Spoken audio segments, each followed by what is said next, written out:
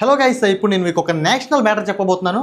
ఆ మ్యాటర్ ఏంటంటే, నాని నటించినటువంటి హిట్ 3 మూవీ కోసం ఎంతమంది ఎదురు చూస్తున్నారు?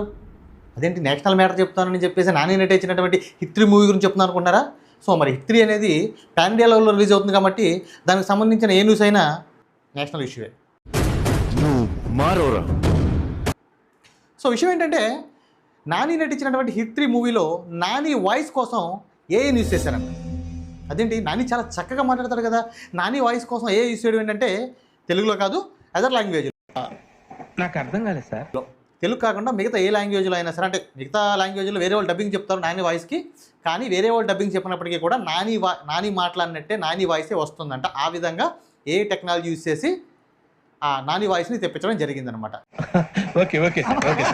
సో అదర్ లాంగ్వేజ్లో నాని వాయిస్ యూజ్ చేయడం అనేది మీకు ఎలా అనిపించింది?